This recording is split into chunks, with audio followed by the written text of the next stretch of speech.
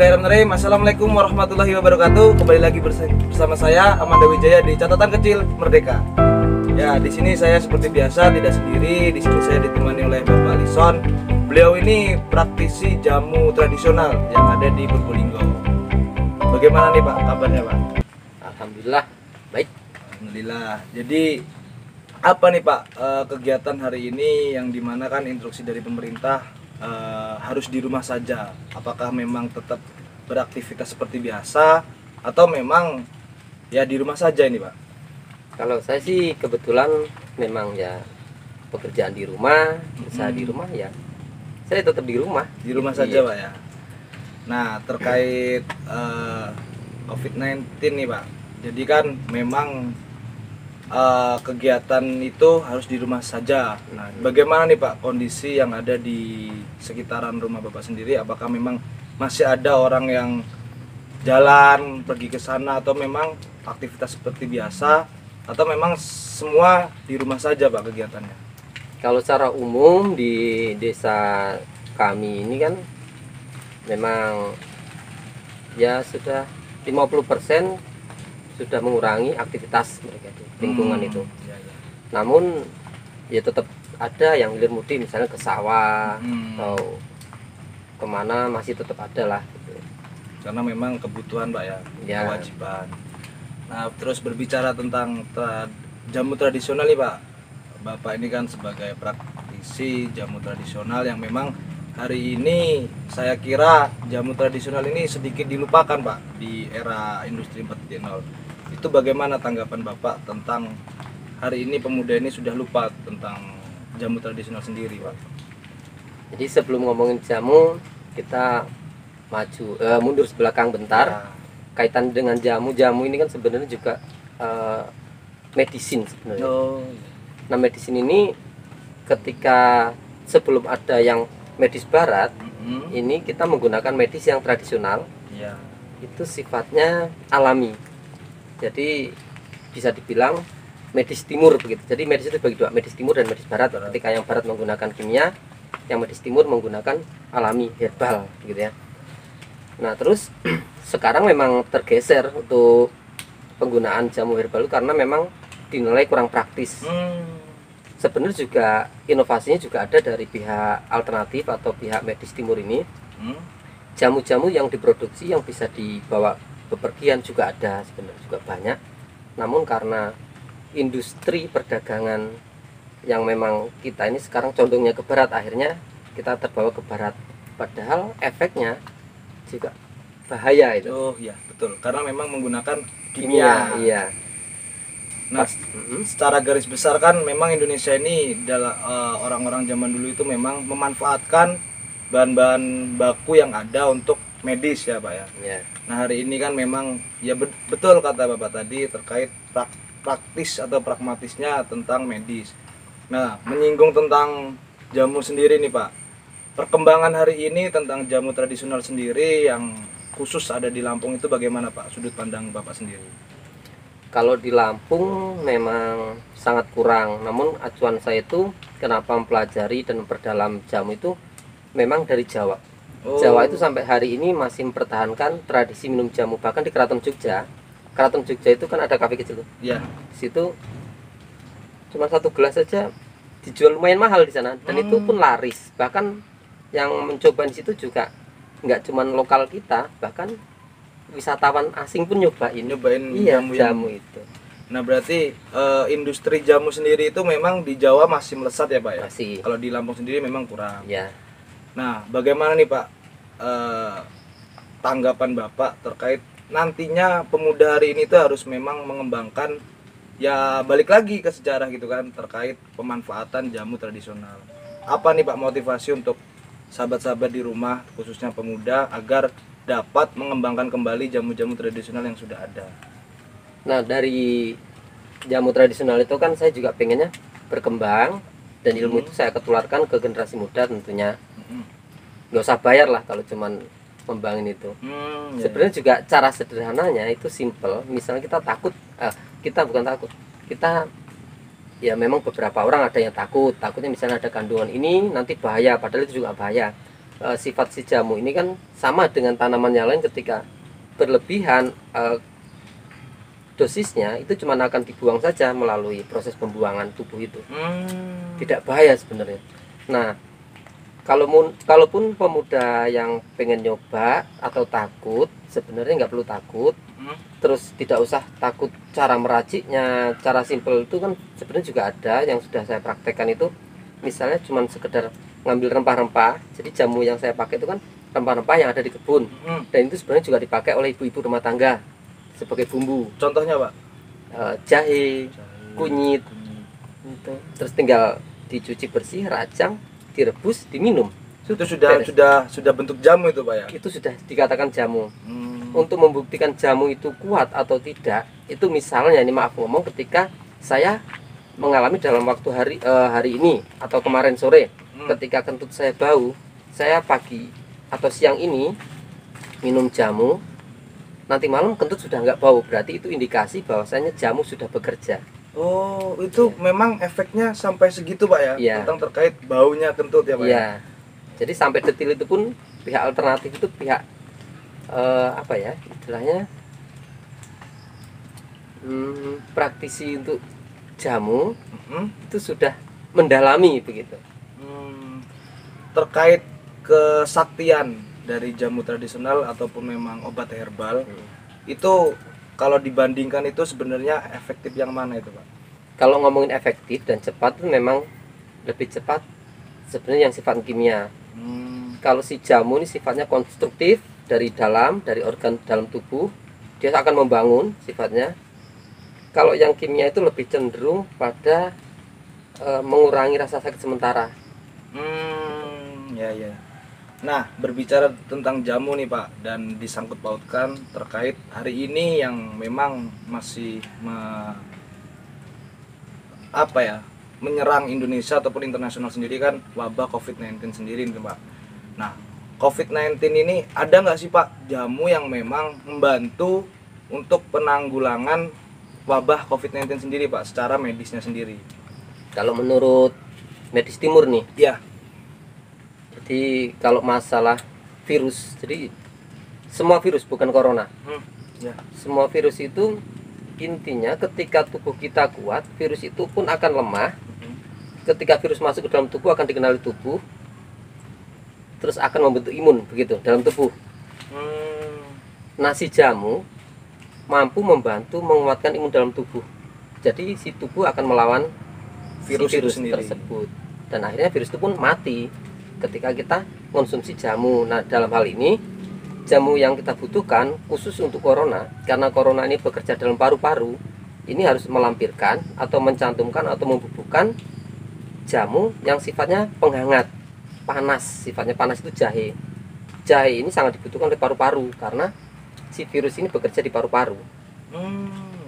Jadi kalau tubuh ini nanti kuat, jadi kalau cara kerja jamu itu kalau dilihat dari sisi supranatural juga ada, itu bisa diterjemahkan dalam praktisi untuk yang alternatif dari yang metafisika itu, mereka akan bilang ini adalah meridian, begitulah. Nah, si jahe ini secara meridian mampu bekerja di saluran meridian. Jadi si jamu jahe tadi bekerja di meridian untuk mengaktifkan saluran meridian yang ada di paru-paru, akhirnya menguatkan begitu. Itu kalau sisi supranaturalnya. Karena yang bisa melihat meridian itu kan juga orang tertentu. Namun kalau yang saya praktekkan ini bukan kaitan dengan meridian atau supranatural, ini juga alami karena si kandungan dari jahe ini mampu menghangatkan dan merangsang serta menguatkan paru-paru. Gitu. Betul. Berarti memang kalau berbicara tentang jamu itu kan banyak manfaat ya Pak, yang hari ini memang pemuda itu belum paham sekali tentang kegunaan jahe tadi kan, terkait dalam sudut pandang natural dan lain-lain itu sendiri. Nah, menurut sudut pandang Bapak sendiri nih terkait COVID-19 ini sendiri Pak, itu tuh virus sejenis apa sih Pak yang hari ini memang kalau dikatakan memang jadi hantunya internasional terkait ketakutan akan COVID-19 ini sendiri dari sudut pandang perekonomian dan lain-lain. Nah, menurut Bapak ini COVID-19 ini sejenis virus yang bagaimana? Apakah memang bahaya atau memang hanya virus yang seperti biasanya virus gitu, Pak? Itu bagaimana itu, Pak? Ya, kalau memang si corona ini memang sedang heboh gitu. Ya, sedang heboh, Pak. Sebenarnya juga ya memang mengerikan, penularannya itu mengerikan, cepat sekali gitu. Namun dari beberapa literatur itu si COVID-19 ya itu, Iya, betul. itu termasuk jenis yang tidak kuat gitu. Si selaputnya tidak termasuk yang tebal dan itu rentan pudar ketika kena deterjen. Nah, terus kalaupun kita mau menggunakan jamu untuk mengantisipasi si corona itu kan di situ nanti banyak kan kita yang bisa ramukan atau kita bagikan di situ. Salah satunya kunyit, jahe ditambah temulawak, itu sebenarnya sudah cukup. Temulawak itu menguatkan dari sisi pencernaan, termasuk si kunyit. Terus untuk si jahe kan menguatkan untuk dari organ paru-parunya. Jadi ketika ini sudah bersatu masuk dalam tubuh kuat, diharapkan si tubuh mampu melawan virus begitu.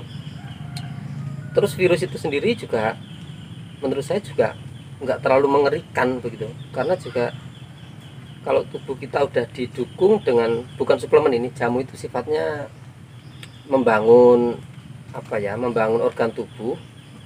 Ketika itu udah kuat ya virus pun akan kalah sebenarnya gitu. Terus efeknya kalau sementara ini memang untuk masyarakat ya di ekonomi memang ya lockdown itu semua harus lockdown, efeknya ngeri.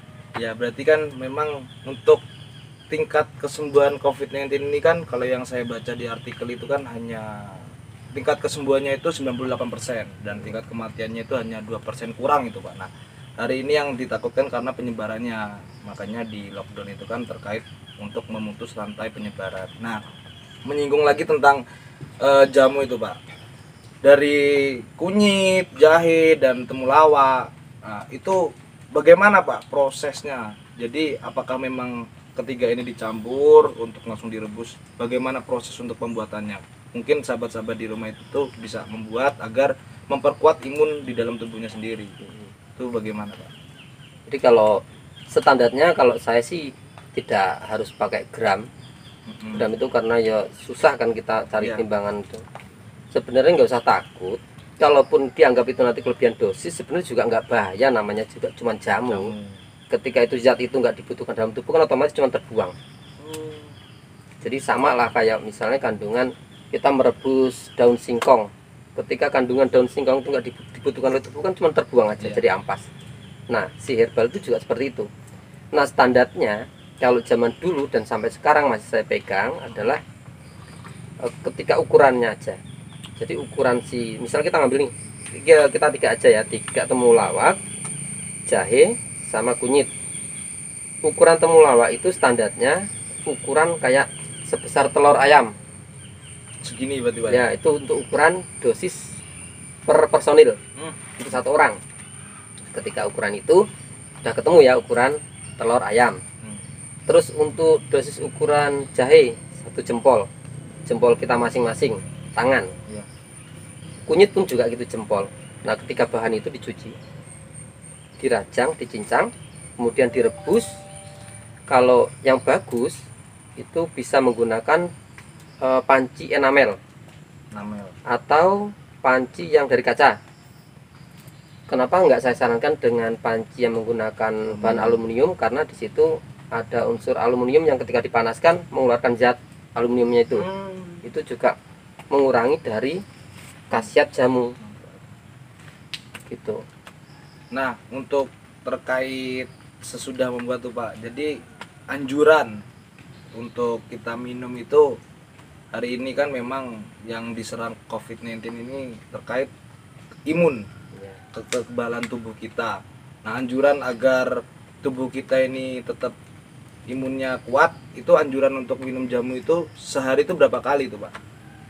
Kalau standar untuk kita ini cukup seminggu 3 kali udah cukup. atau seminggu 2 kali sudah cukup itu sebenarnya.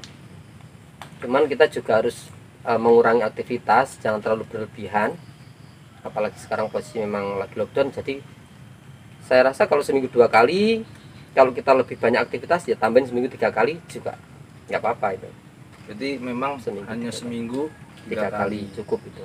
cukup untuk. Nah, terkait untuk jamu itu tadi Pak, itu kan memang untuk menambah kekebalan tubuh sendiri. Nah, kalau misalkan untuk pasien yang positif corona ataupun COVID-19 ini sendiri, apakah itu sangat membantu atau memang hanya untuk disarankan yang memang belum terkena COVID-19 yang untuk kekebalan tubuh? Itu bisa untuk yang sudah terkena corona, namun kalau yang tadi yang saya sebutkan 3 unsur itu untuk pencegahan. Oh, pencegahan. Kalau yang sudah terlanjur masuk virus corona, ada penambahan satu lagi yaitu sambiloto. Sambiloto itu tanamannya berdiri, Ya. kalau bahasa latinnya itu Andrographis paniculata. Oh. Pahit dia memang. Cuman kebanyakan orang sekarang kan takut pahit. Kalau takut pahit ya nanti kita bisa ngambil 3 helai daunnya itu. Dia Kita modelnya cuci. ranting Pak ya? Iya kayak ranting gitu. Ya, Sambiloto. Nanti kita gulung masukin kapsul gitu buat minum. Jadi tujuannya dia itu menguatkan jantung si sambiloto itu. Terus dia mampu membantu menurunkan demam. Ketika ada virus infeksi itu kan pasti ada demam. Demam. Nah itu alami dia mampu. Untuk sambilotonya bisa setiap hari penggunaannya pakai kapsul itu, gulung sendiri masukin kapsul kosong. Berarti setiap hari. tidak berbahaya Pak ya? Sambiloto kan biasanya kalau orang-orang itu kan, kalau saya pribadi sih mengonsumsi sambiloto itu saya rebus, ya kan, saya gulung-gulung, saya cincang, terus saya rebus dan saya minum. Pahit Nah, ya? ya pahit Pak itu. Nah itu kalau dipotong kecil terus dimasukin kapsul itu bahaya nggak Pak? Enggak bahaya. Sebatang-batangnya itu Pak? Daunnya aja. Oh, daunnya aja. Iya. Oh, ya, Itu anak-anak saya sudah saya latih malah minumnya gitu, gulung masukin kapsul langsung minum. iya ya. Nah, berarti memang hari ini jamu tradisional itu banyak manfaat, namun kan sedikit dilupakan gitu Pak. Nah, terkait tadi kan sudah dijelaskan bagaimana anjuran minumnya, terus cara membuatnya. Nah, itu dalam pembuatannya sendiri kan itu hanya direbus sih Pak ya. Ya. Nah, itu sampai berapa menit itu Pak? Apa memang ada standarnya atau ya sekiranya sudah mateng ya kita minum, atau bagaimana itu Pak? Kalau standar untuk alternatif sendiri, misalnya untuk dalam dosis yang saya bilangkan tadi 3 item tadi itu menggunakan 2 gelas, direbus airnya, terus ketika sudah mendidih kita masukkan bahan-bahan yang sudah dicuci, sudah dicincang, dibuat, ditunggu sampai kira-kira 1 gelas. Dari 2 gelas menjadi 1 gelas dengan penggunaan api yang kecil. Kenapa saya sarankan dengan api kecil? Karena kalau di dalam alternatif menggunakan api kecil dan besar akan berbeda khasiat. Kalau yang api besar itu sifatnya cuman tonik dia. Tonik itu cuman mendobrak sementara, tapi dengan penggunaan api yang kecil itu sifatnya membangun organ tubuh. Berarti memang manfaat hanya tentang api itu juga berpengaruh Pak ya? Berpengaruh. Nah, untuk jamu itu sendiri dikonsumsi untuk rekomendasi dari umur berapa Pak? Memang dari umur 1 tahun pun sudah boleh atau ada anjuran umurnya itu Pak? Kalau anjuran tidak ada, namun kalau saya praktek dan dari guru saya dan termasuk saya terapkan pada anak-anak itu memang sudah dari kecil saya kasih jamu. Namun tidak setiap hari, ketika dibutuhkan saja. Misal si anak kok nggak doyan makan begitu, itu saya langsung rebuskan sendiri jamu itu.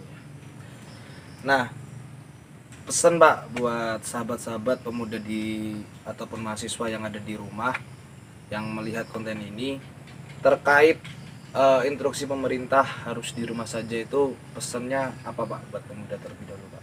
Jadi kalau pesan untuk semua teman-teman dunia maya ini yang melihat video ini, harusnya kita tetap mengikuti himbauan atau saran dari pemerintah saat itu. Kita harus lockdown ya, kita ikut lockdown. Kalau kita harus stay di rumah, stay di rumah. Terus jangan lupa jamunya itu supaya imun kita meningkat, gitu aja. Gitu Pak ya. Jadi memang harus tetap mengikuti himbauan dari pemerintah. Ya. Nah, sedikit nih Pak, sedikit mengulas kembali tentang hashtag di rumah saja itu sendiri Pak. Dalam sudut pandang Bapak ini kan banyak masyarakat yang mengeluh Pak terkait dalam sudut pandang perekonomian. Nah, menurut Bapak itu bagaimana terkait perekonomian sendiri Pak? Sedikit saja kita ulas sedikit itu Pak. Tentang pekerja-pekerja yang memang serabutan lah. Kalau mereka tidak keluar rumah kan itu mereka ya tidak mempunyai penghasilan gitu Pak. Ya kalau menurut saya tetap bekerja aja lah, bekerja namun lebih pada preventif. Untuk pencegahannya itu kita bisa jaga jarak, misalnya kita mencangkul, kita rombongan 4 orang atau 5 orang, jaga jarak aja lah begitu. Tetap pakai masker, tetap bisa bekerja, nggak apa-apa. Siap. Pesan terakhir Pak buat pemuda terkait bagaimana sih menumbuh suburkan ataupun memang melestarikan jamu-jamu tradisional sendiri Pak. Jadi untuk menumbuhkan semangat berjamu, jamu-jamuan ini ya tetap pemuda harus dirangkul, anak-anak dirangkul, dikasih edukasi, dikasih wawasan. Ini loh jamu A, ini jamu B, khasiatnya ini, khasiatnya itu. Ini caranya begini, penggunaannya begini, seperti itu. Ya, mungkin terima kasih banyak buat Bapak Ison sudah mau bergabung di konten ini. Bagi saya suatu kehormatan sekali di sini karena kalau melihat schedule Bapak Ison ini padat, jadi sangat beruntung sekali saya bisa berbincang tentang yang tradisional sendiri. Mungkin itu saja Pak. Terima kasih banyak. Dan buat sahabat-sahabat di rumah tonton terus channel edukasi ini, semoga bermanfaat. Wassalamualaikum warahmatullahi wabarakatuh. Terima kasih sudah menonton konten ini dan tunggu konten-konten selanjutnya. Jangan lupa like, komen, dan subscribe. Salam